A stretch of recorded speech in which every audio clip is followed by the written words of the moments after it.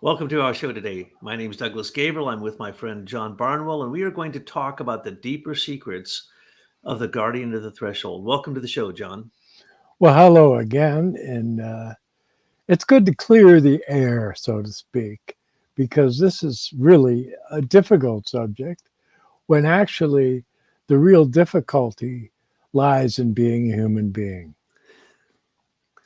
There, that's that's the bottom line there. Now, what is a human being?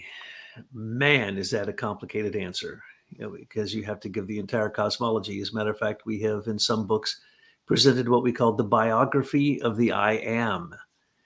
And if you can understand the I am, you need to know that there's physical and spiritual parts.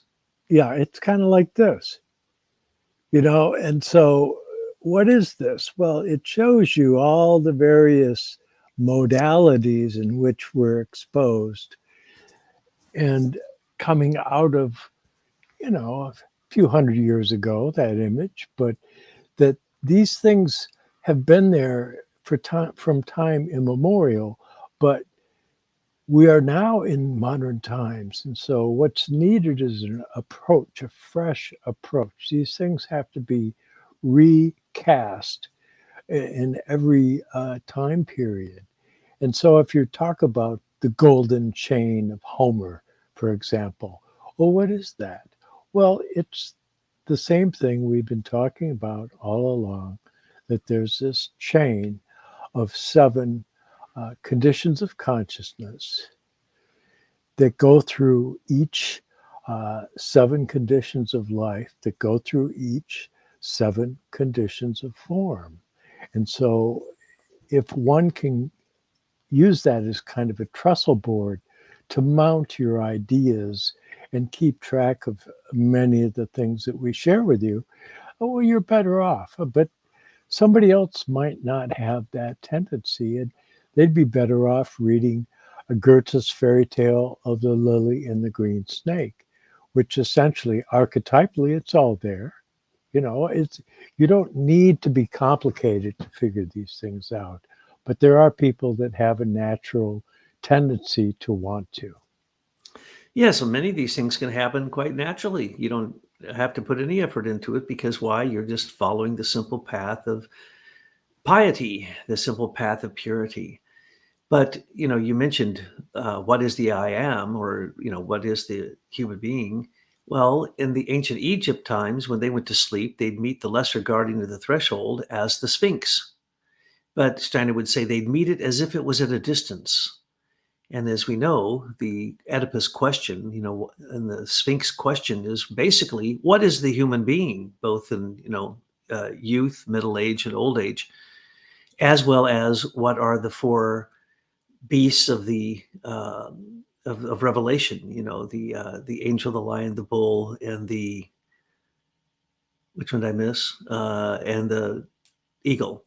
So when we're looking at this, the Sphinx used to represent what the Egyptians, because they didn't really have a highly developed ego, an I am, a waking day consciousness, and an ability to think freely. So they would see the Sphinx, and what would they be seeing? That's the mystery of what a human being is. But they really couldn't answer that question. What is the mystery of the human being? And then when they would die, they would see their soul weighed upon the scale against a feather. And it needed to be lighter than a feather to go into one realm.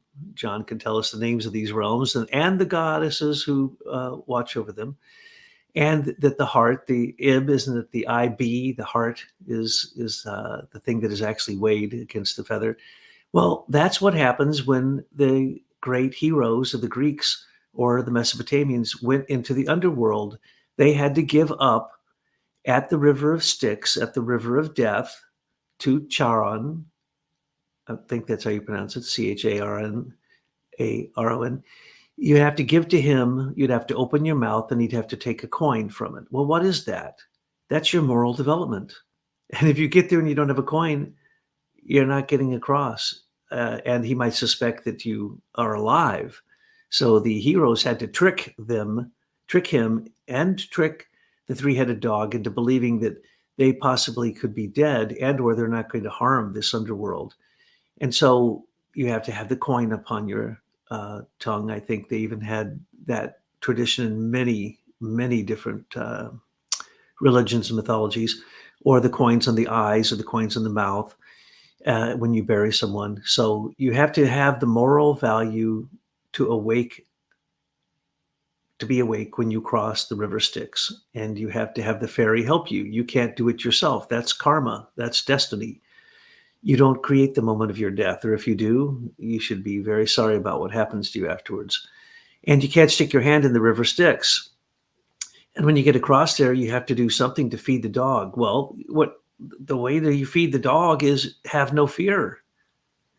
And as John said, the dog, Cerberus, is there to keep the dead in as well as keep the living out. And that's exactly what the threshold does. And then when you go into the underworld, then you're going to be judged again. Are you going to eat or drink? Because if you do, you stay there. You can't eat and drink of that kingdom. You can't participate in the underworld without paying the debt that comes from that. And so the heroes would make sure not to eat or drink when they were down there. They were often given foreknowledge of that by some wise person. So they didn't. And then they could come back. For instance, Psyche came back to give to Aphrodite the, what was it called? It's the beauty that was on the face of Persephone when she's in the underworld. There's a special name for it, but it's kind of like despair, but sleep, or unconscious sleep. And so she puts it in a box and brings it back. And so when you go to the underworld, what is it that you're going there for? It's to bring back the understanding that the shades live there for a while, but that the human being is eternal. And that judgment is not just going to be, Michael with the scales and the sword and the spear conquering the dragon. It's not just going to be St. Peter at the pearly gates. It's not going to be Santa Claus with his book saying, you've been a good boy, you've been a bad boy. It's written into the Akashic records. Yes, and it reminds me of a humorous, a joke actually. Individual, he passes away and he goes up and there's the Archangel Michael there to meet him, and he's taking him down this hallway, and they look and there's all these side rooms. And so there's the Methodist, so here's the Baptist, and he's going through all the denominations, and they finally get to a door and the door is closed. And he says, well, who's in there? He says, oh, that's the Catholics. They think they're the only ones up here.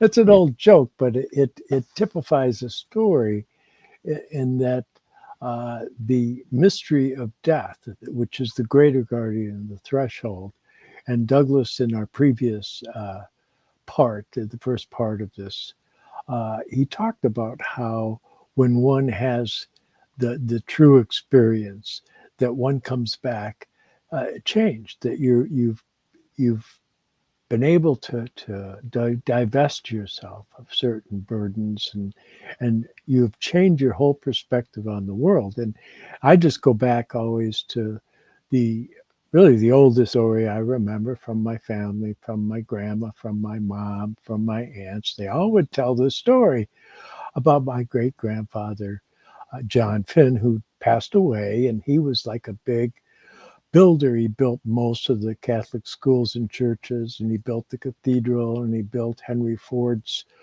first assembly line factory, and on and on and on. He was a big deal, and he passed away, and Henry Ford and Horace Dodge and all these people are at the funeral. And it's not a funeral, it's the wake. He's Irish, right? And so he lays in state. He's up in his bedroom, laying in the bed, deceased. And Father Solanus, his mentor, shows up and goes upstairs by himself. And he's up there for 5 minutes. And then you hear down the stairs, get me some water.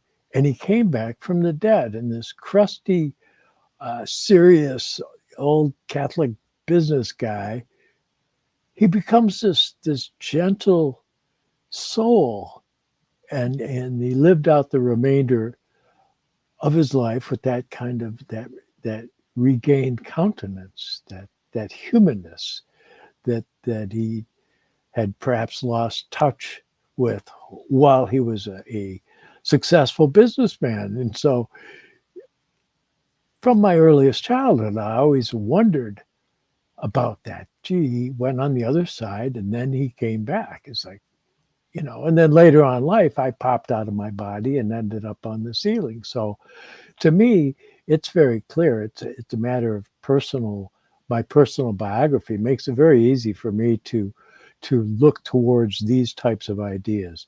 There are those of you out there that perhaps you haven't had experiences that are kindred to my experiences or Dr. Gabriel's or Tyler's, and that's okay too, because all we are asking for is that there's a healthy suspension of disbelief and an attempt to try and understand the things that we say and find out what we thought we meant. But don't try these things at home. I went to Egypt and went into the Great Pyramid. There was no one else in the Great Pyramid. Long story, but I laid down in the sepulcher. There's a camera there. So I said, "Hi, I'm an American. I'm not going to hurt anything. I'm just going to lie in the sepulcher." I laid in the sepulcher, wasn't there 10 seconds. Boom! Pulled across the threshold with an explosion. There are places that can actually create that. There are these, as I said, doorways. There are thresholds. There are places that are so holy, so spiritual, and or that they have physically been created.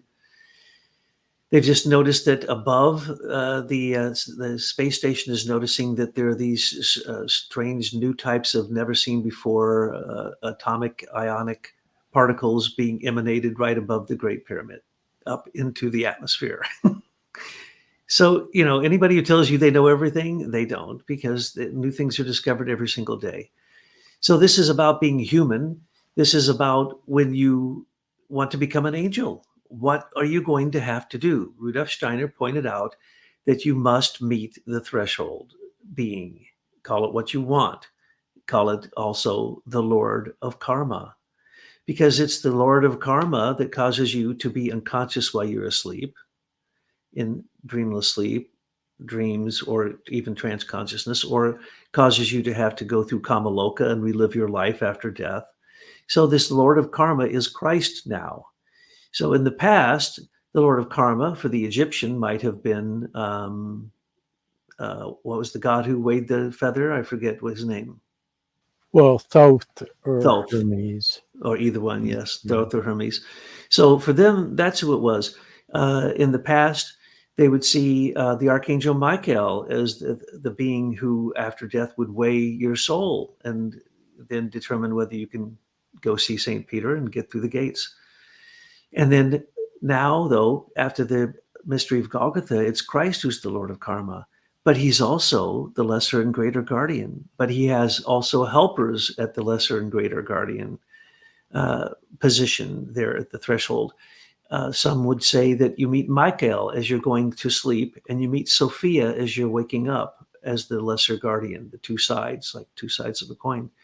Some would say that, of course, you're going to meet the guardian of the threshold when you die, and then you're going to go through 3 days of living your life backward, as we talked about before. Once you get pulled across the threshold by drugs, by accident, by trauma, by initiation, transcendence, all the things that can get you across the threshold, if you're not ready for it, you're not going to bring back any moral content from your experience. But if you are ready for it, then you're talking about having direct communion with the spiritual world. So the point of the guardian of the threshold is to get you to be so aware of what's going on in your body that you can feed the angels and the angels can feed you.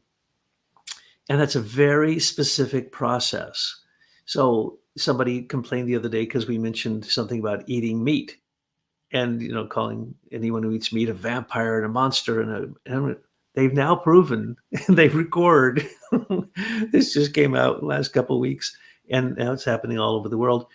They record a plant being eaten and it screams. Okay. So if you think for 1 minute that, the animal us eating animals or animals eating plants or plants basically being created out of minerals. That's all part of a symbiotic food chain. And the Steiner says that when let's say that you're facing the guardian of the threshold and you're actually having very high spiritual thoughts, the angels come and actually angels and archangels come and they chew on you.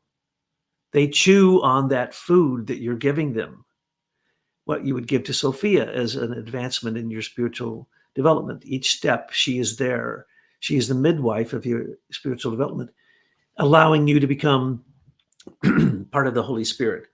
So there are helpers at the threshold, but the ultimate threshold being is now Christ. He rules death. He has conquered death, and he's allowed the template of his I am that he has donated to us as an Elohim, but he's of course higher than that.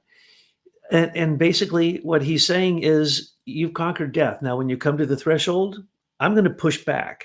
I'm going to tell you what you need to work on before you try to come over here, because otherwise you're going to sink the boat and you're going to sink into the river Styx. And that's a really bad thing. They described it, and it's really nasty what happens if you stick your hand or anything in the river Styx, right? And this is true with the Finnish myths of the Swan of Tuonela and the as you mentioned, the Inanna and Ishtar, all of these things, Psyche, Eros and Psyche, all of them, Hercules, Orpheus, Aeneas, all of them. It's the same exact process. They go into the underworld for a reason. And what is it usually? To redeem their higher spiritual self.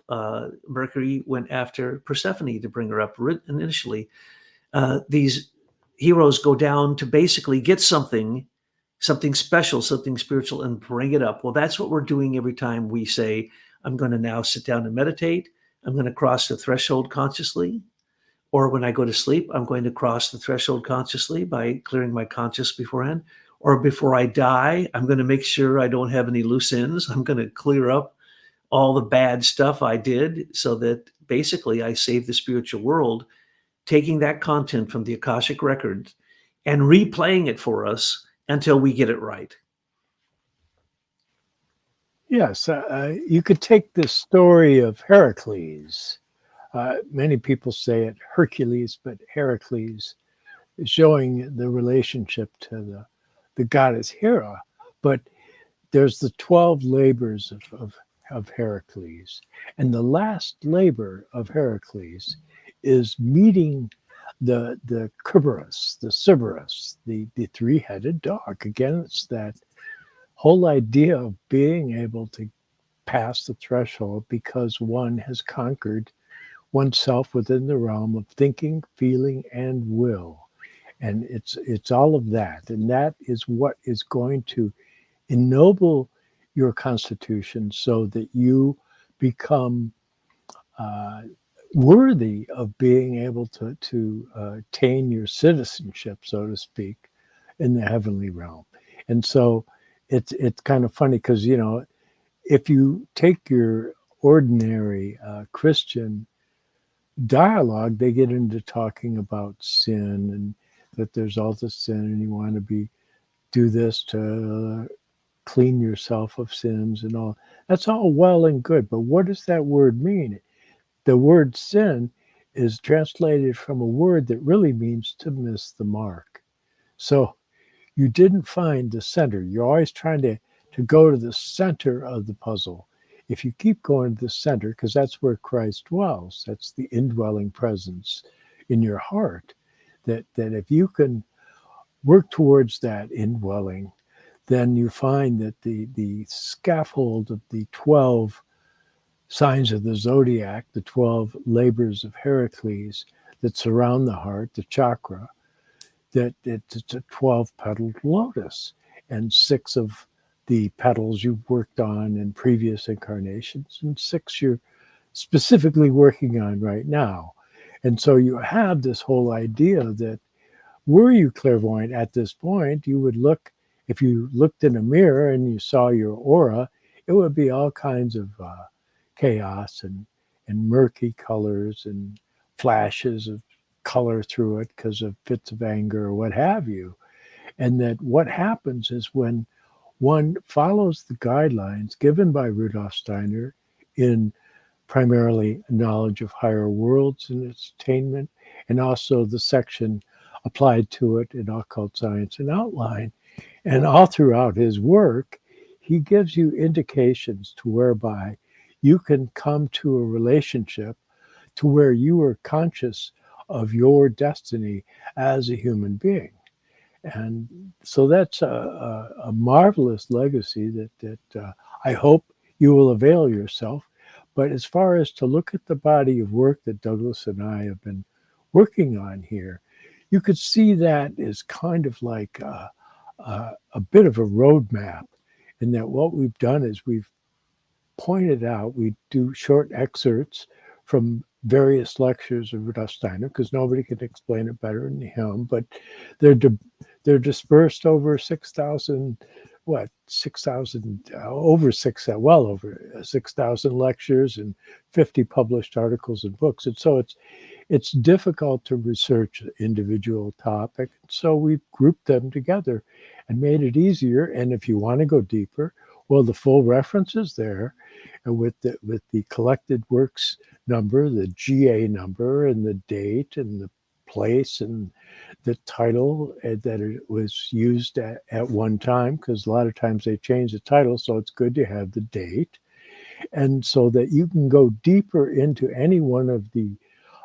aspects of Rudolf Steiner's work that we've brought out to present to you. So these are meant to be guidebooks through the world of anthroposophy or spiritual science. Yes, this book we've created, Facing Your Double, The Dweller at the Threshold, Facing Your Double. It is basically a handbook of initiation. And when you think of Steiner's work from the very beginning in Knowledge of Higher Worlds, and with the book John described, Theosophy, Knowledge of Higher Worlds basically says, listen, there is something beyond the threshold. And in Knowledge of Higher Worlds, he has these conversations between the aspirant and the guardian. So he not only describes it objectively, he gives you characterizations as if you are there standing talking to this being, and this being answers you. And so the explanation goes much deeper than just a description. It is a characterization that is what you will experience in one way or another, but similar to this, when you meet these beings. And so if you want knowledge of higher worlds, and you want to see auras and chakras like John was just talking about, and you want to see this, witness the spirit in one way or the other, and cross that threshold in the spiritual world, then you basically follow the advice of who is the guardian of the threshold, what does that being or beings have to do with me, and how is it that I can be benefited by working with that being. So Knowledge of Higher Worlds, Occult Science, Stages of Higher Knowledge, Secrets of the Threshold, the mystery drama, Secrets of the Threshold, and the other things that we put in this book from other lectures that Steiner gave are absolutely the most complete compendium of descriptions and characterizations of meeting the guardian of the threshold, because it is part of initiation. And there's much else that basically fills in the pictures and the characterizations he gives from other lectures. And he always does it from a different point of view, as John pointed out. When he gave the book Theosophy, it was from him on the other side of the threshold, speaking about those worlds. And who can do that? Who can go into the Akashic record and give you a complete topology, a roadmap to the whole thing, coherently, pretty much from the very beginning that he started teaching Theosophy, and 1903, 1904, and basically summarize all of ancient mystery wisdom, all of the mystery schools, all of the religions, the mythologies, the histories, the legends, the parables, the fables, the fairy tales. That's what anthroposophy is. And what it does is it shows you who a human being is in all of its manifestations.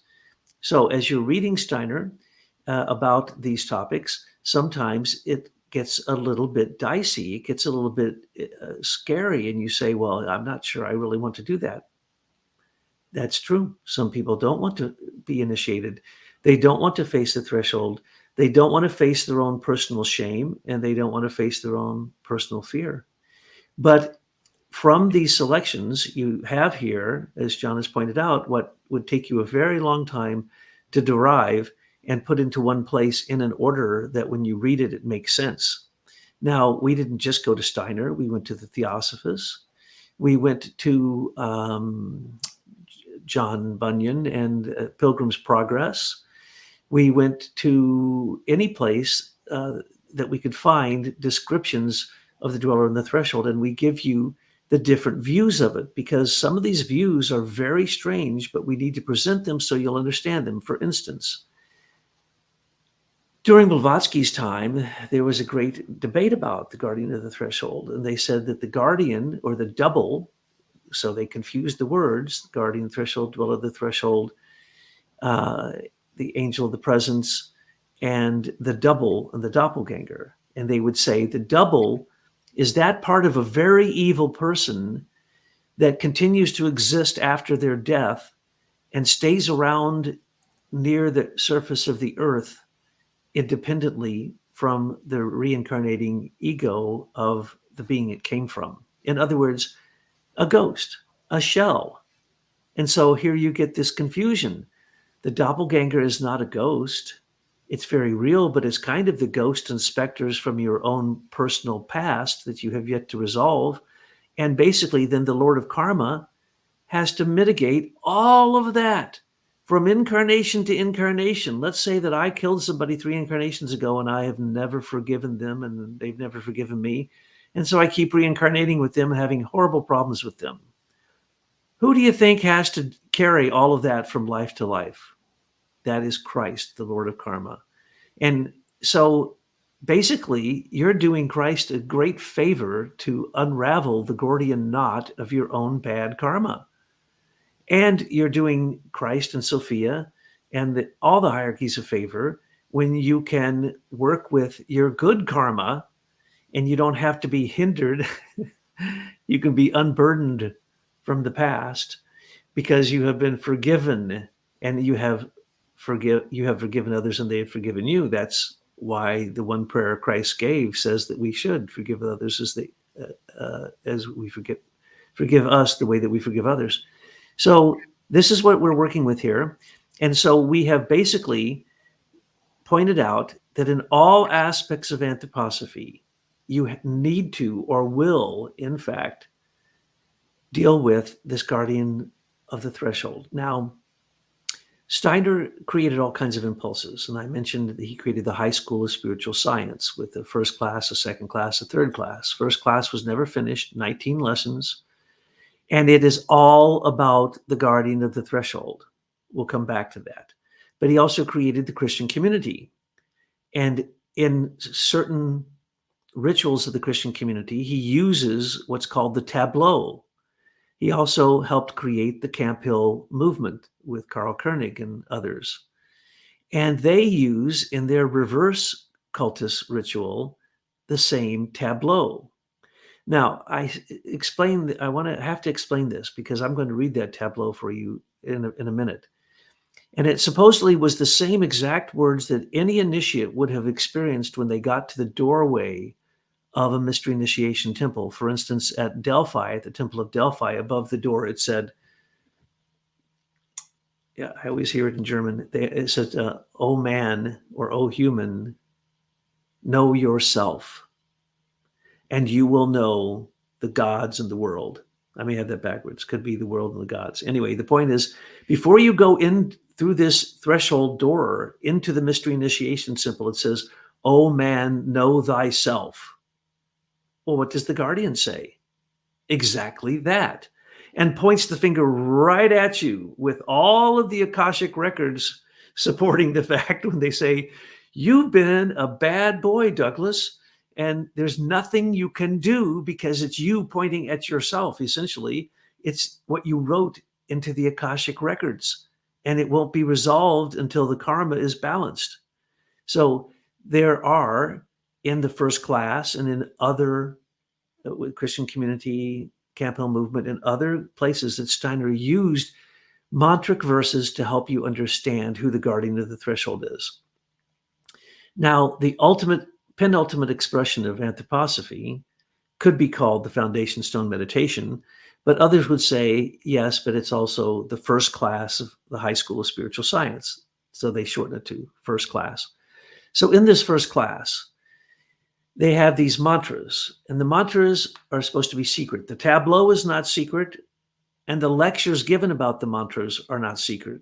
We never made vows that we wouldn't give those out. So I'm not going to read to you the mantras that are the secret mantras, because in every one of Steiner's sections of the Anthroposophical Society, he gave special, secret, guarded, well-guarded verses for teachers, for people studying natural science, for people studying Belles Lettres, people studying social science. He gave certain meditations. Well, these are the meditations for his inner students, those who, in many cases, were part of his esoteric school, which went on for many years, or part of what was called the cognitive cult, which was a type of transformed Freemasonry, or any other of the higher wisdom that Steiner ever gave. So in the first class, you have the secret of secrets. So when I said this is the deeper secrets of the Guardian of the Threshold, you can read Steiner's lectures called The Secrets of the Threshold. You can read what he characterizes as the secrets of the threshold in his mystery drama. And you can read all of his other stuff, and you'll come up with almost the same exact content, but you will not have the mantric verses. And so the mantric verses, I highly recommend when you get to the point that you say, yes, I'm serious about initiation. I'm fearless. I'm ready to look at my shame, my fear, my hatred, my doubt, all my vices. I'm ready to look at all of them. Then you want to study Rudolf Steiner's first class. Now, this is taking a long introduction. I'm sorry, but it takes this long. Those were secret before. We used to have to write them down, handwrite them in a book that we promised to send back to Dornach, the headquarters of the Anthroposophic Society internationally, upon our death. And we had to swear a vow that we would not share this with anyone who wasn't a member. But what you wrote down was only the mantras. No one ever in those days, early days, got the lectures. Only the first class reader, the one person who could read German also, usually, and then they would read to you this lecture. There were a minimum of 19 of them, 19 lectures, and then some repeats. But these lectures are the most profound thing in all of anthroposophy. These lectures are absolutely exactly what an initiate needs to be able to recognize the environment and the topology of entering into the spiritual world, the spirit land. So we used to, you had to be invited into this group. And if you weren't invited, you didn't even know it existed. It was that secret. And if you ever gave a lecture on anthroposophy, this was beautiful. Someone would walk up to you, and they knew who was a member of the first class. And if you weren't, they would say, what gives you the authority to speak about anthroposophy? Now, if your answer was, I'm a first class member, here's my card, then you were cool. But if you didn't have that, they didn't allow you to speak about anthroposophy in public. But they also didn't tell you this group exists. They never told you how to get in the group. And you didn't know the group existed. And yet it has the deepest secrets in all of anthroposophy. And certainly the secrets that a true initiate who's a cosmologist needs to or wants to know so that they can have a cognitive image of what it is we're talking about in terms of what is the human being. So in all the mystery schools, they had these mantric verses. And in Tibetan Buddhism, these are the rituals and empowerments that you see. There are thousands and thousands of them. And they have mantras in every case. And those mantras cause certain things to happen in your body. And they also cause breathing. And they also cause tonation. So you have to intone Om Mani Padme Hum, Om Mani Padme Hum. It has to be in that tone. It has to be in that rhythm. Or everybody else chanting Om Mani Padme Hum, it's not going to work. It'll work to focus your mind, but it won't do the magic that is created there. So Steiner said these mantric verses were basically directly given from the spiritual world, and that they had this power to help transform you. So his deeper secrets are for his deeper students who entered into the first class. Now, these things have been printed. All of them, the mantras, the lectures, all of it, all been printed. 3, 4 different versions that I've seen. And so people say the vows no longer matter. But the vows do matter to me because I practiced this for many years. It's just like there's certain secret mantras I know from Vajrayogini practices I can't share with people. If I did, it would lessen the power they have over me and to help me. It wouldn't hurt you to hear them. You wouldn't even know what they were. So there are these mantras. So I'm going to read the one that is appropriate for what we're talking about. And this is part of the tableau, so it isn't secret. Know first the earnest guardian. He stands before the gate of spirit land, denying entry to thy senses' power and to thy might of intellect. Because in all thy senses' life and in thy weaving of thoughts, from the spirit emptiness of space, from time's delusive powers, thou first must find with conquering strength true being of thy being. So it gives you a flavor of these things, but trust me, the mantras are amazing. And when you read them along with the lectures where they were embedded, they are some of the most powerful things ever. This is one version of it. Okay. These are sometimes hard to find. This is in 3 volumes, but there are other ones. Some officially given out by the Anthroposophical Society in Dornoch, others by T.H. Meyer and other people. But basically, they're all going to read fairly much the same, even though the translations are a bit different. But if you really want to know the dweller on the threshold, you cannot get anything more explicit in any other writings that we have been able to find than in the first class lessons and the mantras. Absolutely. And so in coming to understand these things, a great burden is lifted on the student, because perhaps for their whole life they've been told about, like, that there's this permanent hell. If you don't get it right, you go to permanent hell. That caused probably more people to walk away from the church than anything else. It's like, well, no, that can't be true. So they walk away. Maybe they remained as nominal Christians, but they couldn't take the matter seriously. But it doesn't resonate, because occultly speaking, it's not true. That there is this whole idea of that there's the metamorphosis of worlds. So the different worlds they go through, as they go through the Maha Manvantara, it goes through periods of rest, right? And that's called pralaya. But after the Maha Manvantara, there is a Mahapralaya.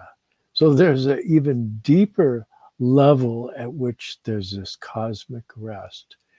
And then a new beginning goes forth, as mirrored through the first logos to the second logos to the third logos. And that is the process of the developmental cycle of this universe in which we live.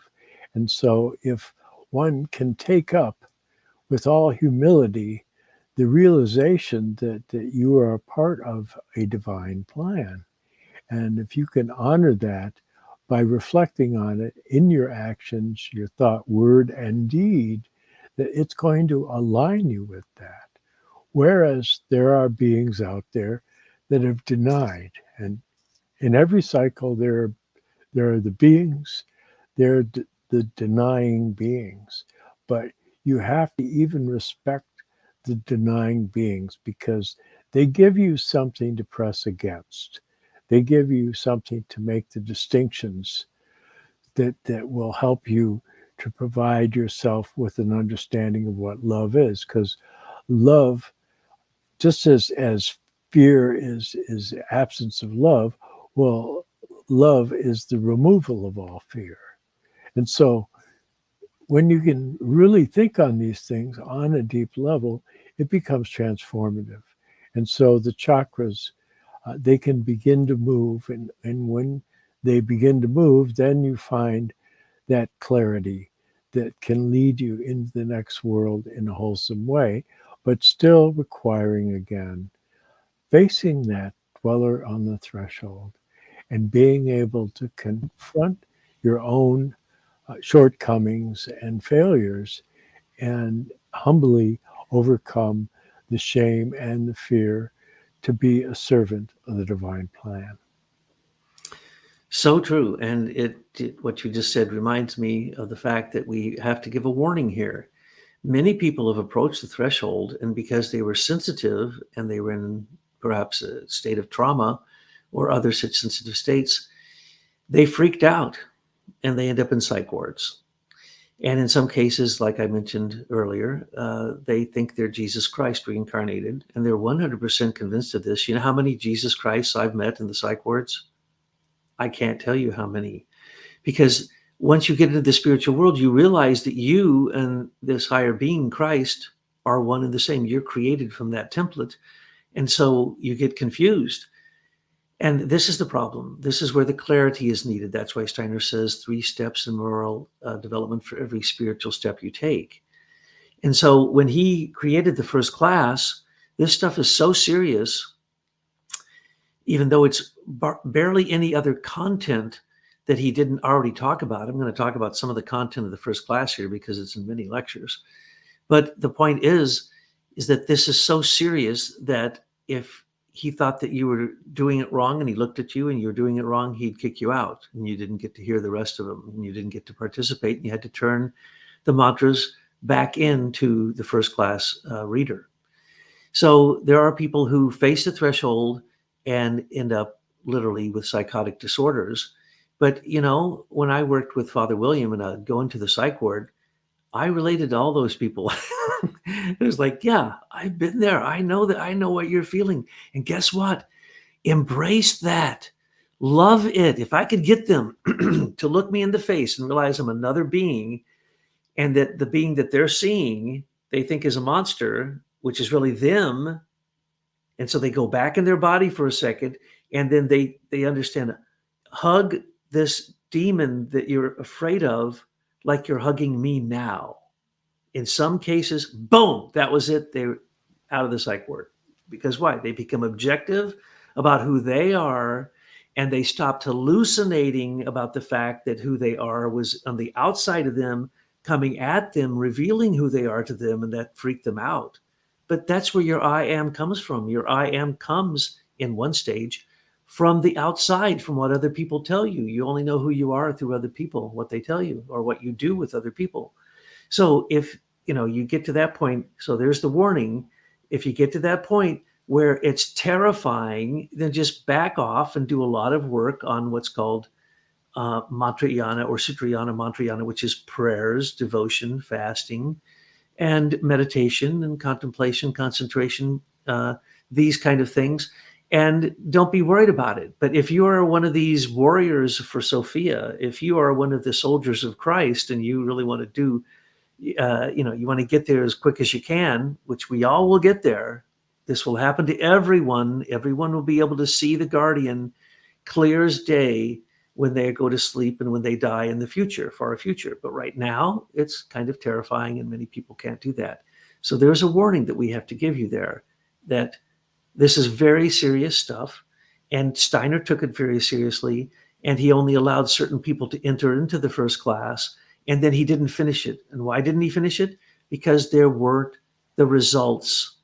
He didn't see that the people in the first class had the results they should have had for him to go on. So he did repeat lessons of some of them and went a little bit deeper in the lectures. But in terms of the mantras, he didn't go beyond that. Same thing happened with Blavatsky. She had 19 lessons in the esoteric lessons class, the secret of the secret theosophists.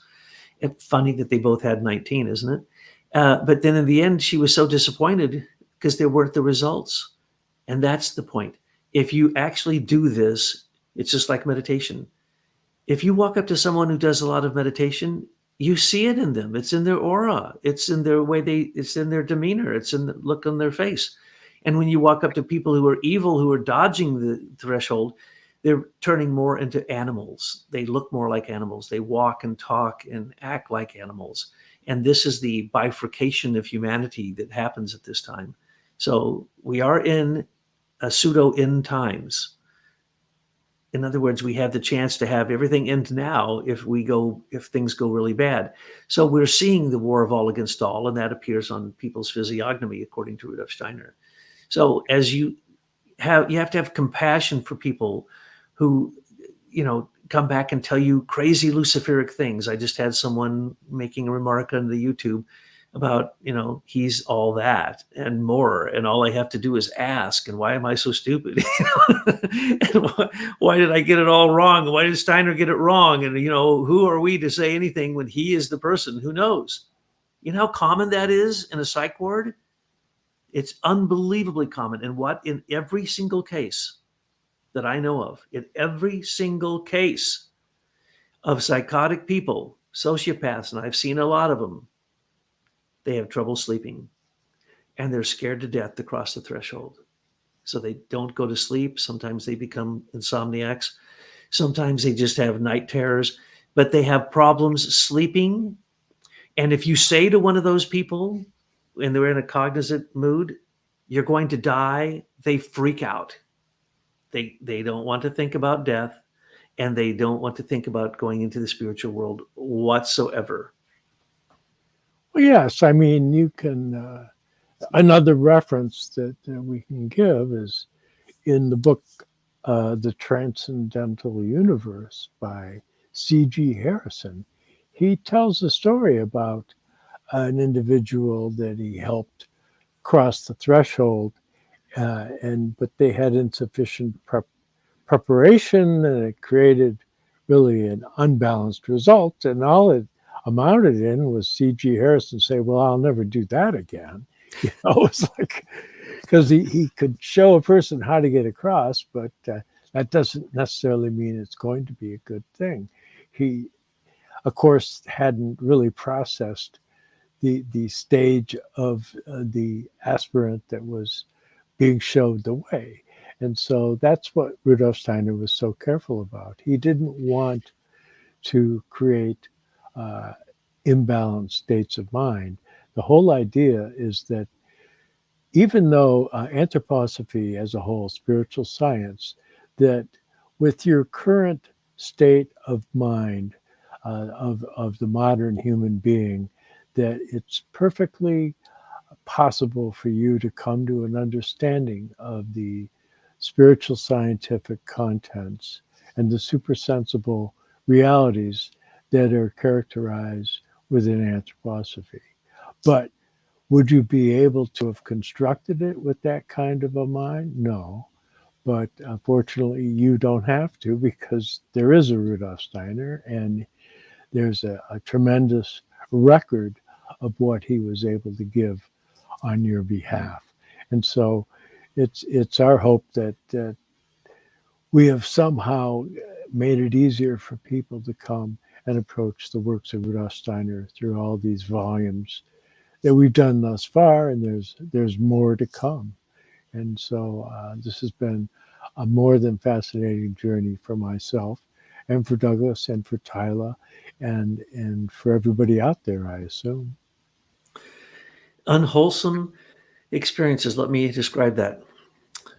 You see, how many of you have been to a seance? Well, I'm a clairvoyant. I went to many seances. And if they were hip, then the spirits on the other side would start talking to me using my spiritual name and always refer to me as this certain name, which is always a crack up to me. Because why? You're talking to dead shells. That's called a double. That is the shell of somebody who is not so nice. And you're trying to reach them with a seance. What you're going to get is their shell. And their shell doesn't evolve. And you can actually get information that they knew in that life. I've done this where I talk to shells, And the shell told, because the woman didn't know where the husband had kept the money. And she knew that it was there in the house. And so she asked me to come out. I do all kinds of crazy things like this. So I'd go over and I'd feel around. No, I don't feel it. Let's just ask your husband where it is. Oh, your husband says it's under the floorboard in the garage back in his workroom. Oh, okay. And you go there and you dig it up. And so, oh, did I talk to a dead person? No, I talked to the shell of the dead person. Right?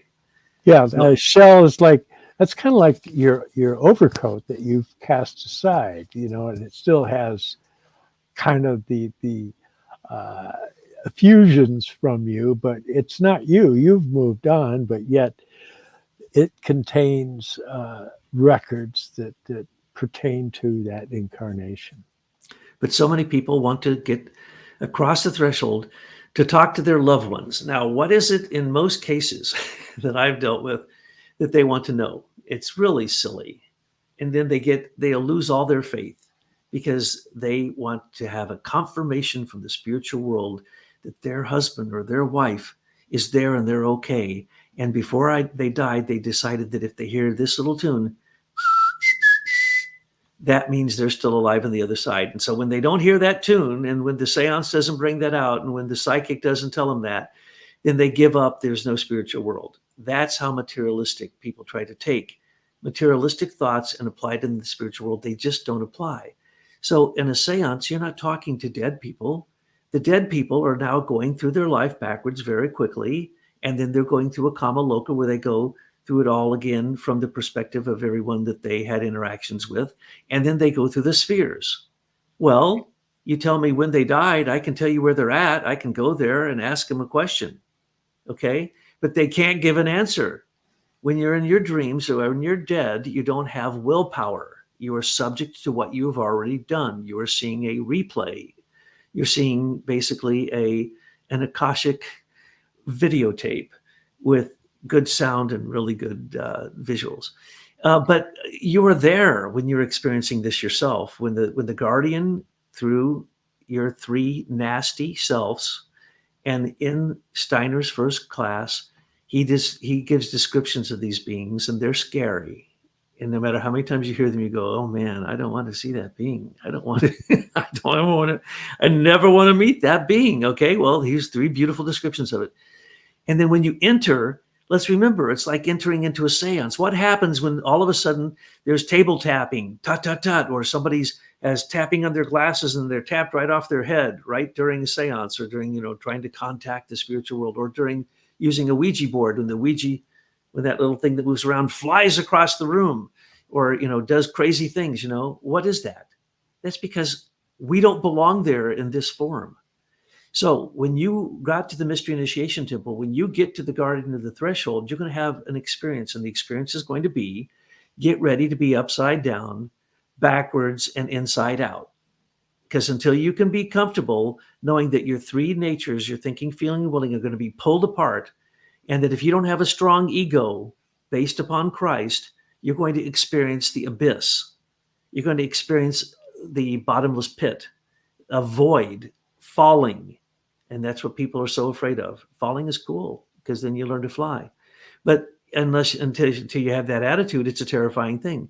So when you got to the gates of the Mystery Initiation Temple, they sounded forth some words. And those words got you prepared to have a super sensible experience on the other side. And what did you learn on the other side? Who you are. Some of the mysteries of the Eleusinian mysteries, the Greek Eleusinian or Eleusinian mysteries, is that, lo and behold, the moon reflects the sun. At that point, that was shockingly unbelievable, because what were they saying? Then we are like the moon and we reflect the sun. Now, they didn't get that. You talk to a scientist, they'll say, "Oh, they're so stupid. They didn't know that the moon reflects." No, that isn't the point. The point is that you are the sun. Your heart is the sun. That is an experience that you can only have personally, and you have to have some kind of backdrop to experience that. So when you got in the old mysteries, according to Steiner and according to the first class of the High School of Spiritual Science, this is something about the way that you would hear.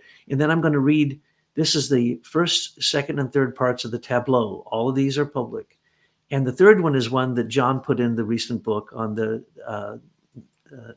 confronting your double, knowing your double, and the dweller of the threshold, is ex Deo nocimer, in Christo morimer, in Spiritus Sanctum Reviviscimus. Now, those three sayings may not mean anything to you, but once you understand what they mean, they are basically who you are. But how you feel when you get to the threshold is like this. Behold, I am the only gate to knowledge. O man, know thyself. Thus sounds the cosmic word. Solemn in thy soul thou hearest it. Mighty in spirit thou feelest it.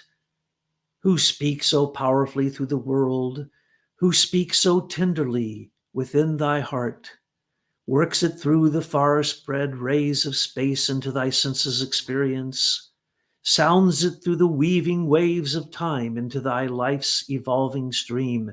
It is thou, O man, who to thyself, sensing in space, experiencing in time, this word dost beget, feeling thyself a stranger in the vast soul void of space, because the force of thought is webbing from thee in the destruction stream of time. Well, I'll stop there for this moment, because what does that just tell us? You're here to learn about yourself, and it's going to shock you. And not only that, you're going to know about the world, you're going to know about the gods, you're going to know that time doesn't exist, space doesn't exist, and consciousness is fleeting. That's what it prepares you for. So when you step across there, they call it the burning ground. They call it the abyss. They call it going down to the river, like the river Styx. They call it meeting the angel of the present. All these things actually happen to you at that moment when you're falling asleep, or when you're dying, or when you're in a high state of meditation or transcendence or prayer. So when that happens, you don't have anything to relate that comes from the material world. So if you haven't worked on your virtuous development, if you haven't worked on your moral impulses, if you haven't worked on refining your thinking, feeling, and willing, you have nothing there when you're standing at the threshold.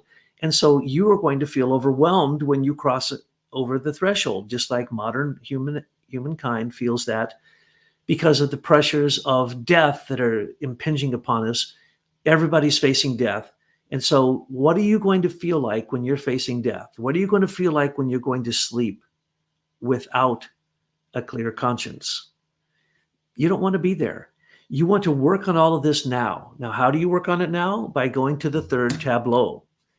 In the third tableau, John was so nice to put it in the book. I had not put it in the book. But it's absolutely pertinent. And I'm going to leave out the Latin. The Latin is ex Deo nocimer, in Christo morimer, per spiritum sanctum reviviscimus. Now, this is what it means. I entered in this world of sense, bringing with me the heritage of thought. The power of a God hath led me here. From the divine springeth mankind. I esteem the Father. Death stands at the end of the way. I will to feel the being of Christ. He, in the death of matter, wakens birth of spirit. In Christ, death becomes life. I love the Son. Thus, in the Spirit shall I find the Word, and in the world becoming know myself. Through the Spirit, we come to life again. I unite with the Spirit. Ex Deo nocimer, in Christo morimer, per spiritum sanctum reviviscimus. And in the first class, there are actually gestures that go with that. There's the gesture of Michael that goes with that, and they treat this very solemnly. And when they say it, it's kind of like the prayer that you'd say, the Our Father before you sit down to do your nightly review of your conscience. It's like the holy prayer, but it's used in a variety of places. And so these same concepts you can find throughout all of anthroposophy. As a matter of fact, I'll give you one other. from the first class, and it's this. In the end, they reveal the secret of the rainbow. Now, he tells us the secret of the rainbow in other places. But here, after you go through this whole thing with the first class and all these mantras and the 19 lessons, he then tells you that you should look at the rainbow upside down. It's the Holy Grail. And what's falling into it? Angels.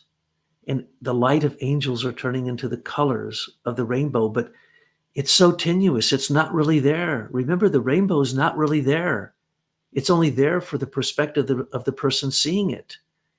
And so basically it's showing you that the whole world is an illusion made by spiritual beings who we have misunderstood because we're upside down. We're backwards and we're inside out.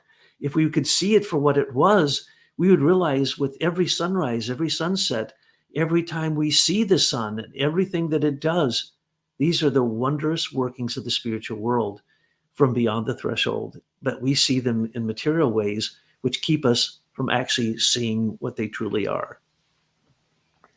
Well, I recall Rudolf Steiner responding to somebody asking him what a human being was, and he said he made a comparison to the rainbow, that it's something that arises as a result of a convergence of different conditions. He says, and I'm paraphrasing, but he says that's basically what a human being is.